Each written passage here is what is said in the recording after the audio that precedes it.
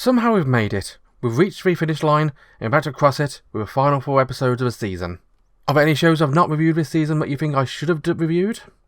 Or any shows that you're watching which you think I should watch? Or do you want to keep your opinions to yourself? Let me know in the comments if that's the case. Or while you do that, if you're ignoring me, I've no idea. Regardless, and for the last time this season, this is a 2021 spring anime preview from a different perspective.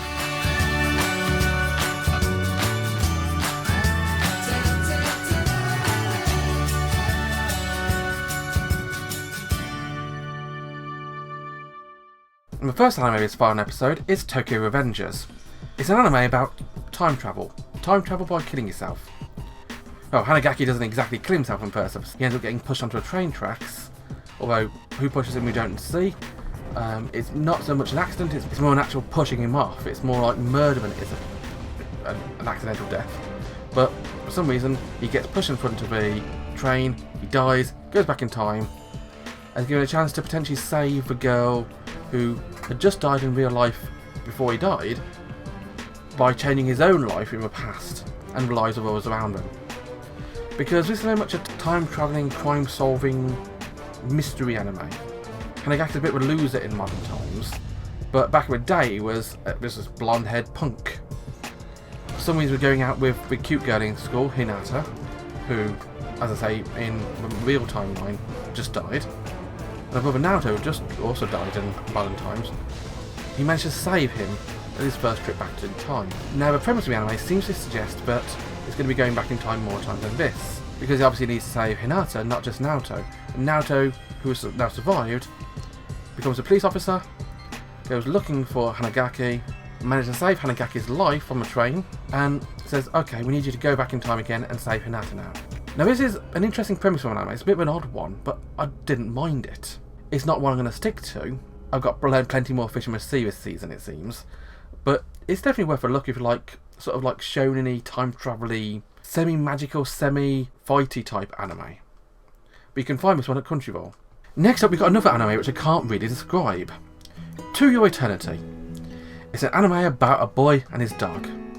Although the dog isn't actually a dog, the dog is a weird immortal being who crash landed on Earth and became a rock.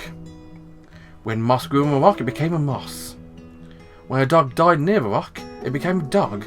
And at the end of the episode, the boy dies, and so the dog becomes a boy. It's going to be a travelling anime based on this mysterious eternal immortal being, which is this boy travelling around the world. I have no idea what the anime is actually being about. But its first anime, we just see the boy and the dog, and the boy tries to escape the frozen wastes, ends up effectively killing himself by injuring himself with his leg, getting frostbite, and basically just dying of cold. There's a whole lot of sadness in the first episode. It's a very deep and thought-provoking anime. But not a lot actually happens. We know the premise about this boy and this dog and this immortal being. We don't know where it's going to be going. It does look intriguing though. You can find this one at Crunchyroll. And now we come to the Dogakobo series of the season, Osamake, a romantic comedy with a childhood friend won't lose. And I see that Dogakobo has decided to stick with the whole premise of telling you what's going to happen in the anime through the title. As our main character Zuharu has a childhood friend who, I'm assuming, isn't going to lose. While spoiling who's going to win the anime is a bit of a sneaky thing to do, I'm sure it won't be as simple as that.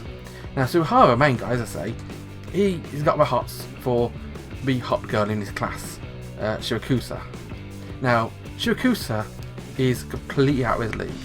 She's this dark-haired, stunning beauty who's an actress, she's a model, and we later on learn out that she's actually got a boyfriend now.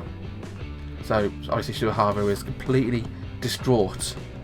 However, his childhood friend, Kuroha, turns up and says, look, I'll console you, I'll help you. Come with me. We're going to get revenge on her. Get revenge by going out with me. How does that work? No idea. But apparently they're going to try and get revenge on Shirakusa by him going out with Kuroha. Now Kuroha is a very cute girl. Her emblem appears to be a 4-leaf clover. But everything doesn't seem to be as straightforward as it looks, because at the end of the episode we've learned that Zuharu might actually be a child actor himself, so he might not be completely out of Shirakusa's league. But how that's going to work with him learning that she's already dating someone, who knows? And what about, where does Kuroho fit in this? Surely she's going to win. I have no idea.